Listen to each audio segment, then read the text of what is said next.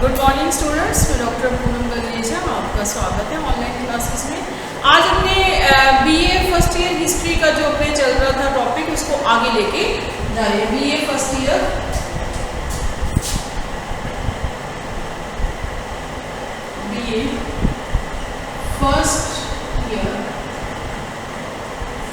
History.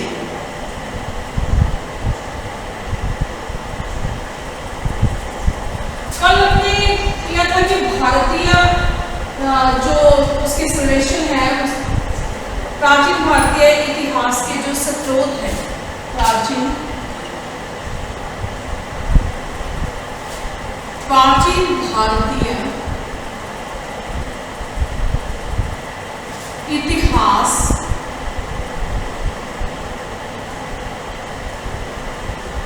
के स्रोत,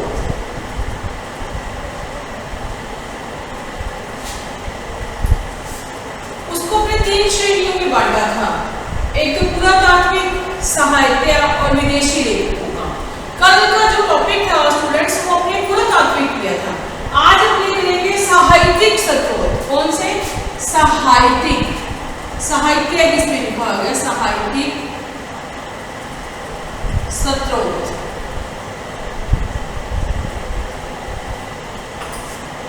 जिसके बारे में हमें जानकारी मिलती है। अब कहते हैं जो साहित्यिक स्रोत है, इनको 2 श्रेणियों में बांटा गया है। एक तो धार्मिक साहित्य, इसे साहित्यिक स्रोत को 2 श्रेणियों में बांटा गया है।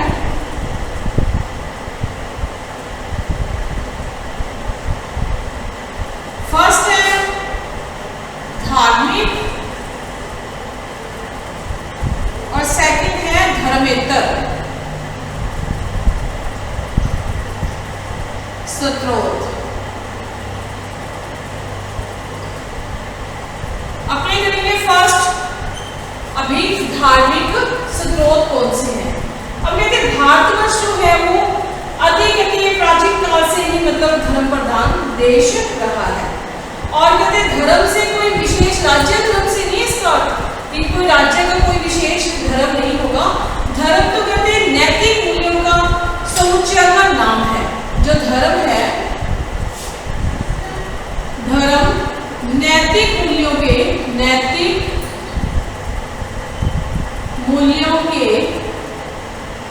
समुच्चय या फिर इसे मिश्रण भी कह सकते हैं। नैतिक मूल्यों के मिश्रण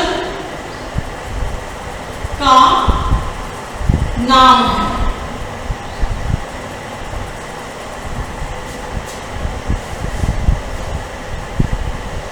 जीवन के कहते हैं सर्वोत्तम विकास के लिए कहते हैं धार्मिक होना बहुत ही जरूरी है।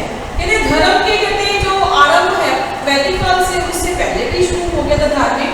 और धार्मिक उस समय कहते हैं तत्कालीन सामाजिक, आर्थिक और राजनीतिक सामाजिक जो दशाएं थी काफी बिगड़ी हुई थी। और 3 ही धर्मों का कहते हैं बहुत अधिक बोलबाला था। ब्राह्मण धर्म, जैन धर्म और बौद्ध धर्म का। कौन कौन से? ब्राह्मण, जैन और बौद्ध धर्म का। धीरे धीरे कहते हैं उनमें परिवर्तन शुरू हो गया और तीनों धर्मों की कहते हैं जो प्रधानता थी वो चरमोत्कर्ष पर आई। सबसे पहले अपने धार्मिक ग्रंथ कहते हैं। ब्राह्मण धार्मिक ग्रंथ कौन से हैं? ब्राह्मण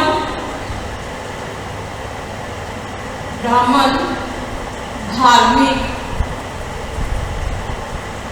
ग्रंथ। ब्राह्मण धार्मिक ग्रंथ में सबसे पहले आगे वेद।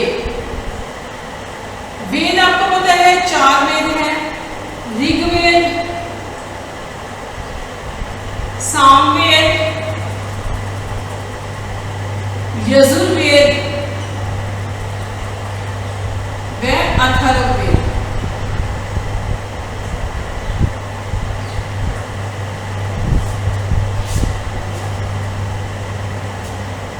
वेद कहते हैं भारत की नहीं, विश्व के ही सबसे पुराने ग्रंथ वेद है। और ऋग्वेद जो है वो कहते हैं सबसे प्राचीन ग्रंथ है ऋग्वेद। और वैदिक साहित्य में कहते हैं जो सामवेद है संगीत का वेद माना गया है। यजुर्वेद में कहते हैं धनुर्विद्या, युद्ध की भेद नीति बताई गई है। और अथर्ववेद में जादू टोने इत्यादि आदि बातों के बारे में बताया गया है। कहते आर्यों पता चलता है, आर्यों का भी ऋग्वेद से ही पता चलता है। उनके परिवेश का, उनके पहनने का ढंग का, उनकी सामाजिक जीवन शैली का सारा पता कहाँ से पता चलता है? ऋग्वेद से ही पता चलता है। यजुर्वेद कहते जो है वो कहते यज्ञों से प्रधान है। यजुर्वेद जो है वो यज्ञ से प्रधान है और धनु विद्या से प्रधान है यजुर्वेद। और इसमें कहते हैं आर्यों के विधियों की जानकारी मिलती है किसमें? यजुर्वेद में। इनका अथर्ववेद जो है वो सबसे बाद का है। एक जो वेद है वो अथर्ववेद है। और वैदिक कहते साहित्य में कहते मंत्र और सूक्त संग्रह है। वेदों में क्या है? मंत्र और बहुत सारे सूक्त हैं जिनका निर्माण कहते हैं आर्य ऋषियों ने किया था। मंत्र और सूक्तों का जो निर्माण है, मंत्र व सूक्तों का निर्माण आर्य ऋषियों ने किया था। कौन से? आर्य ऋषियों ने किया।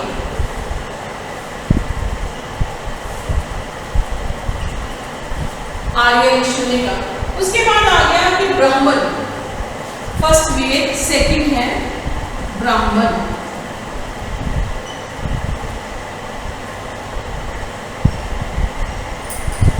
ब्राह्मण कहते समय के साथ साथ कहते आर्यों में यज्ञों और कर्म कांडों की कहते वृद्धि होती गई और इनका विधान भी जो है हो गया बहुत जटिल हो गया। अतः ये बोधगम्य बनाने और इनमें कहते जो रहस्य है और जो दर्शन है उसके लिए कहते ब्राह्मण ग्रंथों की रचना हुई। किसके लिए? वे कहते रहस्यमय बनाने के लिए और इन्हें दार्शनिक बनाने के लिए किसकी रचना हुई? ब्राह्मण ग्रंथों की रचना हुई। और कहते यज्ञ के विषय का प्रतिपादन करने के लिए जो उच्चारण किया जाता था, जिस ग्रंथ का उच्चारण किया जाता था यज्ञ के लिए, उसे ब्राह्मण कहा जाता था। और कहते प्रत्येक जो वेद है ना उसके अलग अलग ब्राह्मण ग्रंथ है। प्रत्येक वेद के कहते अलग अलग ब्राह्मण ग्रंथ है। जैसे ऋग्वेद के अलग है, साम के अलग है, यजुर्वेद के अपने बताते हैं कौन कौन से इसके अलग अलग है। सबसे पहले कि ऋग्वेद का ऐतरेय, ऋग्वेद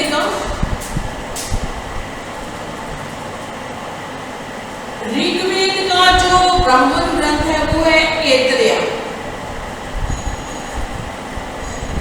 ऋग्वेद के जो ब्राह्मण ग्रंथ है ऐतरेय और कौशिकी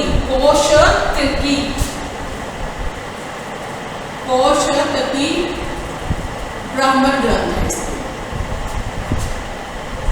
ब्राह्मण ग्रंथ है ऋग्वेद। कौन कौन से? ऐतरेय और कौशिकी इसके ऋग्वेद के हैं। और यजुर्वेद का शतपथ ब्राह्मण ग्रंथ है। यजुर्वेद का शतपथ ब्राह्मण ग्रंथ है। ब्राह्मण ग्रंथ है यजुर्वेद का शतपथ ब्राह्मण ग्रंथ है। और सामवेद का पंचविश ब्राह्मण ग्रंथ है। सामवेद का पंचविश ब्राह्मण ग्रंथ है। ब्राह्मण ग्रंथ।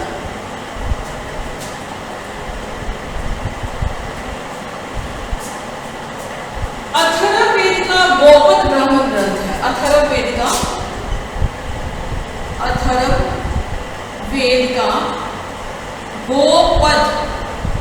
गोपद ब्राह्मण ग्रंथ है। ये चारों के अलग अलग ब्राह्मण ग्रंथ हैं। और ये ब्राह्मण ग्रंथ कहते हैं रहस्य में और वेदों को दार्शनिक बनाने के लिए ये लिखे गए ग्रंथ। हर वेद का अपना अपना ब्राह्मण ग्रंथ है और ये चारों जो हैं अलग अलग ग्रंथ हैं इसके।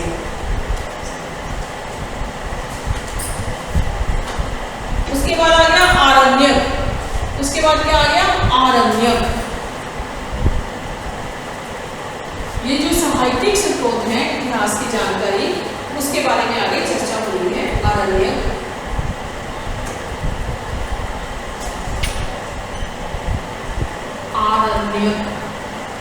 ये कहते हैं ब्राह्मण ग्रंथों के बाद में लिखे गए हैं आरण्यक। और ये कहते हैं वनों में पढ़े जाते हैं।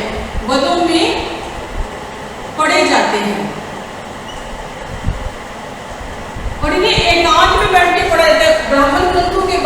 अरण्यकाएं, और कहते हैं इसे इनका वनों से संबंधित है, वनों में ही इन्हें पढ़ा जाता है और रहस्यमय ग्रंथों को मतलब जानने के लिए इसको पढ़ा जाता है। और कहते हैं इन ग्रंथों को वनों में इसलिए पढ़ा जाता है कि एकांत में बैठकर पढ़ा जाए, इसलिए वनों में पढ़ने के लिए इनका नाम क्या पड़ गया, अरण्य। उसके बाद आगे उपनिषद, क्या आगे उसके बाद अरण्य के बाद उपनिषद, अरण्य के बाद आगे उपनिषद, अरण्य ग्रंथों के बाद क्या आ गया, उपनिषद आ गया। उपनिषदों में भी कहते हैं दार्शनिक समस्याओं का बहुत ही विस्तृत कहते हैं वर्णन किया गया है। यज्ञों के कहते हैं जो कर्मकांड है उनकी परंपरा के स्थान पर कहते हैं शुद्ध ज्ञान देने के लिए उपनिषदों का विकास हुआ। 108 उपनिषद माने गए हैं, कुछ है जैसे कुछ मेन उपनिषद है, ईश, कुछ जो मेन है ईश, केन, कंठ, ईश, केन, कंठ, मुंडक, प्रशन, मुंडक, ऐत्रेय, छंदोग्य इत्यादि बहुत सारे ऐसे मतलब मेन उपनिषद है। उसके बाद आगे वेदांत, उपनिषदों के बाद ये सीक्वेंस ही चलेगा। उसके बाद आगे वेदांत, देखो सबसे पहले आए वेद, वेदों के बाद ब्राह्मण, ब्राह्मण के बाद आ गया अरण्य, अरण्य के बाद उपनिषद, उपनिषद के बाद आगे वेदांत। वेदों के अंतिम भाग को वेदों के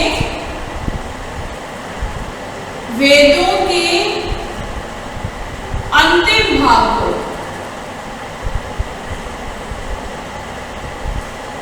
वेदांत कहा गया।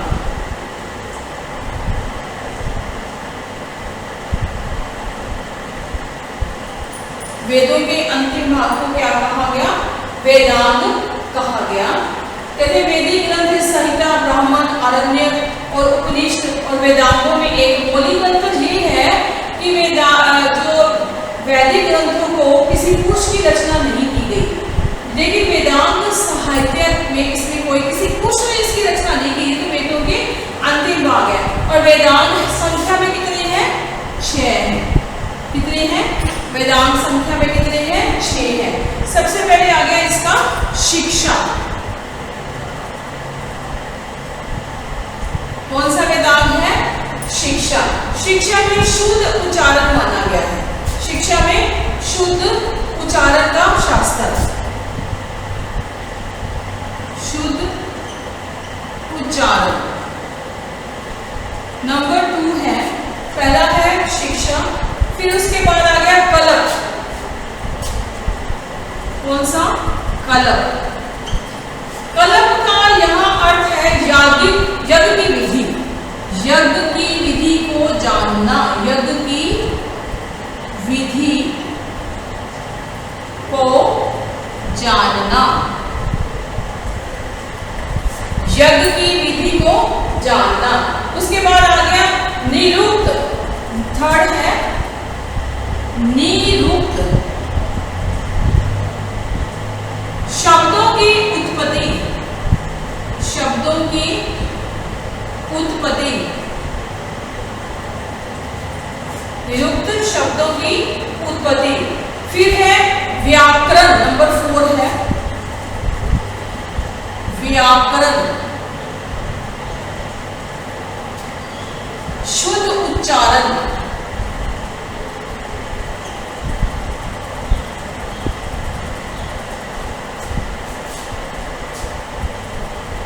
उसके बाद आ गया छंद,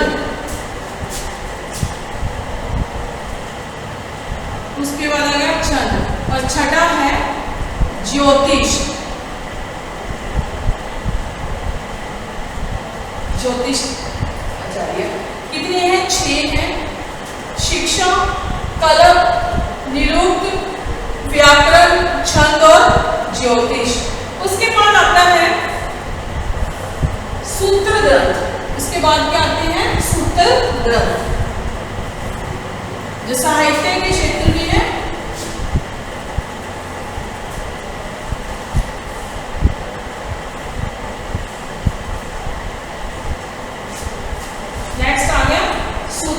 ग्रंथ।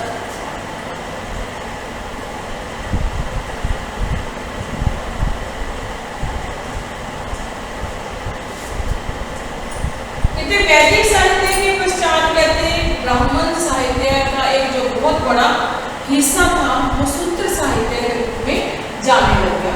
सूत्र से तात्पर्य संक्षिप्त और सारगर्भित छोटे वाक्यों से है। सूत्र से अर्थ क्या है? संक्षिप्त, छोटी बात कहना, संक्षिप्त और सारगर्भित, जिसका अर्थ निकल जाए, सारगर्भित वाक्य से। कई बार ऐसा होता है कि हम बहुत लंबी लंबी बातें करते हैं लेकिन उसका अर्थ जो है वो अच्छा नहीं निकल पाता। उसके अर्थ को जानने के लिए कहते हैं सूत्र ग्रंथों की रचना की गई, जिसमें क्या कि संक्षिप्त और सारगर्भित वाक्यों की रचना की गई। सूत्र ग्रंथों में कलप सूत्र जो है वो प्रमुख है। सूत्र ग्रंथों में कलप सूत्र जो है, कलप सूत्र ये प्रमुख ग्रंथ है, प्रमुख ग्रंथ है।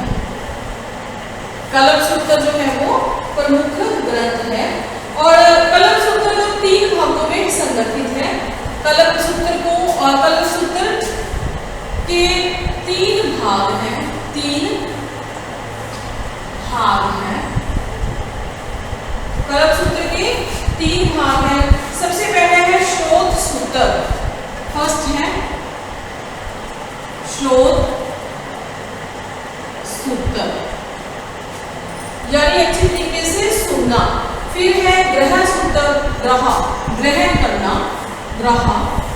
ग्रह सूत्र। और थर्ड है धर्म सूत्र,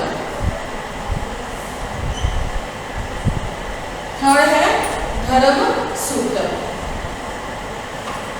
कहते हैं शोत्र सूत्रों का संबंध ब्राह्मण ग्रंथों में जो वर्णित बड़े यज्ञों से है और कहते हैं इसमें कहते हैं सामाजिक संस्थाएं, वर्ण, आश्रम, शिक्षा, विवाह, उपनयन जो संस्कार है, आर्थिक गतिविधियां जैसे पशुपालन हो गया, व्यापार, उद्योग, राजनीतिक जीवन, दंड व्यवस्था, दीवानी जब आपराधिक धर्म सूत्रों में सबसे अधिक प्रसिद्ध ये प्राचीनतम गौतम धर्म सूत्र है।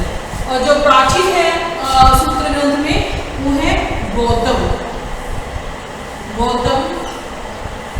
धर्म सूत्र सबसे प्राचीन है, सबसे प्राचीन है। प्रमुख तो कलप सूत्र है और प्राचीन कौन सा है? गौतम सूत्र है। नेक्स्ट है स्मृति साहित्य, नंबर आगे है स्मृति साहित्य।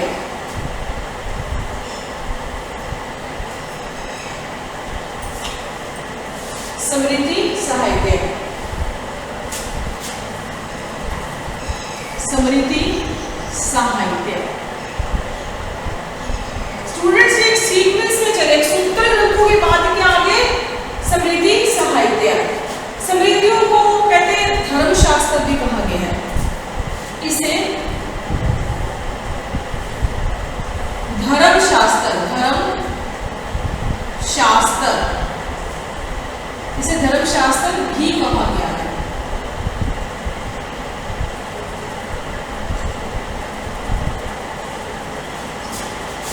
सूत्र ग्रंथों को और स्मृति ग्रंथों को क्या कहा गया है? धर्मशास्त्र भी कहा गया है स्मृति ग्रंथों को। स्मृतियों में मनुष्य के संपूर्ण जीवन के जो बहुत सारे गुण हैं, उनके नियम है, उनके निषेध है, उनको उल्लेख किया गया है। स्मृतियों में तत्कालीन सामाजिक जो संगठन है, उनके जो सिद्धांत है, रीति रिवाज है, जो प्रथाएं हैं, चाहे वो कुप्रथाएं हैं तो अच्छी प्रथाएं हैं, उनके बारे में महत्वपूर्ण जानकारियां मिलती हैं। और कहते प्राचीन जो भारत का इतिहास है उसमें कहते हैं बहुत सारी अपने सुनी हुई स्मृति, जैसे मनु स्मृति, जैसे मनु स्मृति, याज्ञवल्क्यम स्मृति, मनु स्मृति, याज्ञवल्क्य स्मृति, याज्ञवल्क्य स्मृति, मनु स्मृति, याज्ञवल्क्य स्मृति, नारद स्मृति, बृहस्पति स्मृति, नारद, बृहस्पति,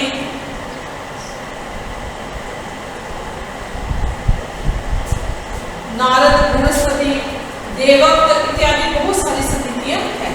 नेक्स्ट है महाकाव्य। क्या है? महाकाव्य। महाकाव्य दो ही है प्रमुख। कौन कौन से? रामायण व महाभारत।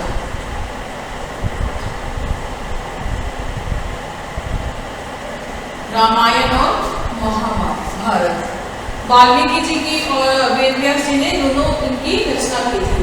और रामायण में तो आप पता ही है सभी को, श्री राम जी के जीवन के बारे में बताया गया। दशरथ के 4 पुत्रों में सबसे बड़े श्री राम, मर्यादा पुरुषोत्तम रघुनंदन इन्हें कहा गया है। और इसमें कहते हैं विष्णु का अवतार बन के श्री राम जी आए थे और इन्होंने किसका वध किया था? रावण का वध किया था। ये भी एक ऐतिहासिक ही है कि ये पहले ही इतिहास में घटनाएं लिखी थी। पुरुष शासक इसमें आएगा और किसी देवता कोई ना किसी का रूप लेके अवतार, जैसे हमने कल अवतारवाद की बात की थी। और महाभारत में कौरव और पांडवों के बारे में इसमें बताया गया। कौरव और पांडव के बारे में युद्ध की बात की गई और श्री कृष्ण के जो उपदेश दिया है श्री कृष्ण ने अर्जुन का, उसके बारे में भी इसमें महाकाव्य में बताया गया है। ये महाकाव्य हमारे जो संपूर्ण देश में जो है आर्थिक, राजनीतिक और सामाजिक जीवन का भी वर्णन करते हैं। उसके बाद आ गया पुराण। उसके बाद आगे महाकाव्यों के पश्चात आगे पुराण। पुराणों की संख्या कितनी है? 18। इनकी संख्या कितनी है? 18 है।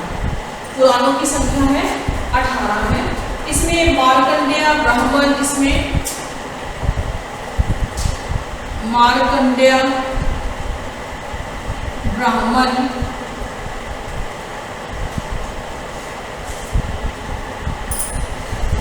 इसमें मार्कंडेय ब्राह्मण, वायु, विष्णु, वायु, विष्णु इत्यादि बहुत सारे जो पुराण हैं वो अधिकतम विवेचित हैं। कहते हैं पुराणों में मुख्य कहते हैं 5 बातों का कहते हैं वर्णन है। सृष्टि की कहते हैं उत्पत्ति कैसे हुई, इसमें बताया गया पुराणों में सृष्टि की उत्पत्ति कैसे हुई, सृष्टि का प्रलय कैसे हुआ, जब उत्पत्ति हुई तो इसका विनाश कैसे हो गया। जो भी चीज उत्पन्न होती है वो कहीं ना कहीं उसका अंत अवश्य ही होता है। जहाँ सृष्टि की उत्पत्ति हुई इसका विनाश भी कैसे हुआ, इसके बारे में हमें जानकारी मिलती है।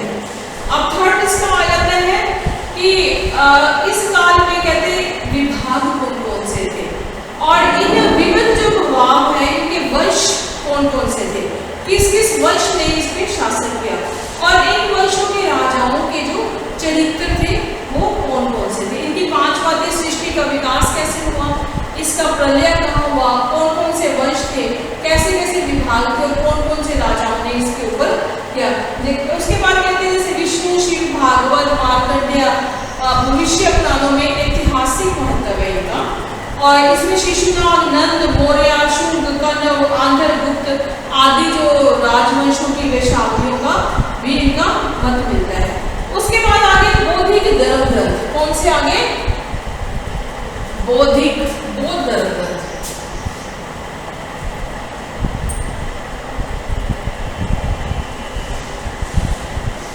बौद्धिक धर्म ग्रंथ।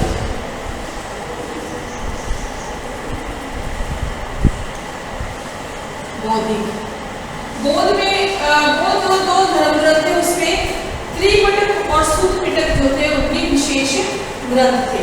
बौद्ध भिक्षुओं में कहते 3 थे, 3 भागों में बटा हुआ था, विनय पिटक, शुद्ध पिटक और अभिधम्म पिटक। बौद्ध ग्रंथ जो 3 थे, विनय पिटक,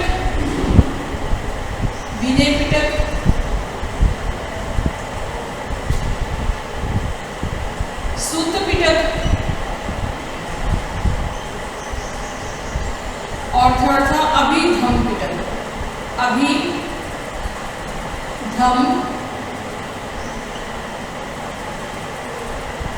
अभिधम्म पिटक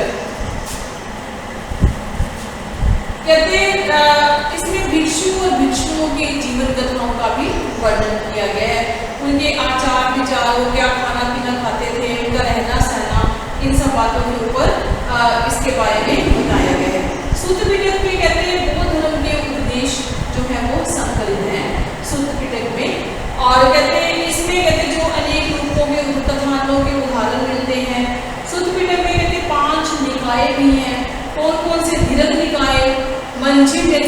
मध्यम मार्ग वाला निकाय, संयुक्त यानी मिलजुल कर निकाय, आगुंतर आगे वाला और खुदक पीछे वाला।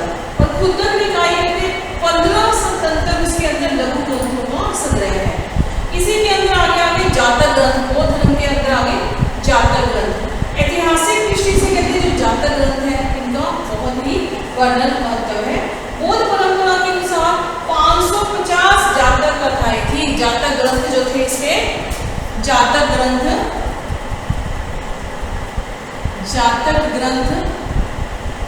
550 जो जातक ग्रंथ के ग्रंथ थे, 550 जातक ग्रंथ थे। 550 के लगभग कहते जातक ग्रंथ आए हैं।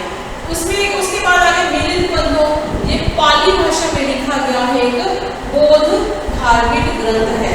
मिली नंदो बंधो, कौन सा? मिली नंदो पन्हो,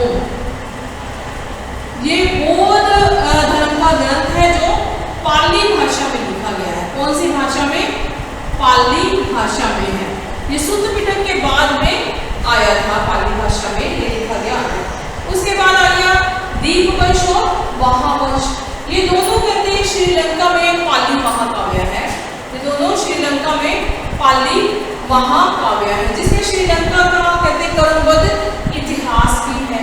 और कहते गौतम बुद्ध की जो जीवनी है अधिकांश में कहते श्रीलंका और भारत के प्राचीन देशों, और बौद्ध की जो कहते 3 संगीतियां भी हुई थी। एक तो कहते हैं महेंद्र और संगमित्रा में श्रीलंका में भी इसकी संगीति मानी जाती है।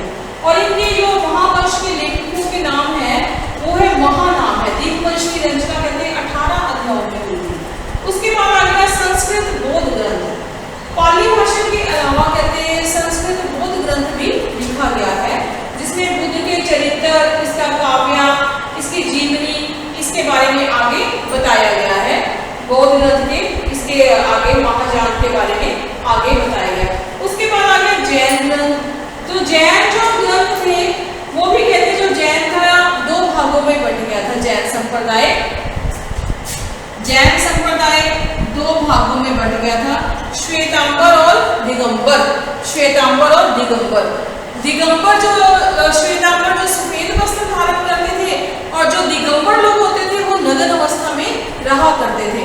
और धीरे अपने पहले ही बात की है कि जो 3 संप्रदाय है, ब्राह्मण संप्रदाय, बौद्ध संप्रदाय और जैन संप्रदाय, इन तीनों का ही वर्चस्व था। ये बौद्ध ग्रंथ के बाद जैन संप्रदाय, जैन और बौद्ध लगभग आपस में समान है। इनके जो 24वें तीर्थंकर थे महावीर स्वामी, उनके समय ये प्रफुल्लित हुआ था जैन धर्म। उसके बाद कहते इसकी विभिन्न शाखाओं में ये बट गया और इसके जीर्ण शीर्ण इसकी व्यवस्था हो चुकी थी। अब धार्मिक साहित्य में उसके बाद कहते पाणिनि की अष्टाध्यायी भी आई। कुटिलिया का कहते हैं अर्थशास्त्र भी बहुत मशहूर है, जिसमें मौर्य वंश के तत्कालीन इतिहास की बात और नंद वंश का जो नाश है उसकी बात भी आती है। पतंजलि का कहते महाभाष्य भी आते हैं, जिसमें यवनों के बारे में बात चलती है। गार्गी संहिता भी आती है, फिर कामांतर का नीति सार भी आता है। ये कुछ ऐसे ऐतिहासिक स्रोत थे जो इसके पौराणिक अपने जो इतिहास की जहाँ जानकारी मिलती है। आज स्टूडेंट्स हमने साहित्यिक स्रोत इसके दिए हैं। भारत के पौराणिक साहित्य के अंदर कल हमने ऐतिहासिक किया था, आज हमने क्या किया है? साहित्यिक स्रोत किया है। और साहित्य के अंदर हमने वेद, उपनिषद, वेदांग, सूत्र, अरण्यक और बौद्ध साहित्य, जैन साहित्य इत्यादि के बारे में हमने अधिक से अधिक जानकारी ली है। सो स्टूडेंट्स, मुझे लगता है कि आज आपको शायद ये साहित्यिक जो आया है साहित्य, इसके बारे में आपको जानकारी मिलेगी। नेक्स्ट के टॉपिक में हम जो विदेशियों द्वारा लिखा गया है लेखनी, उसके साहित्य के बारे में हम जानकारी लेंगे। Thank you so much students.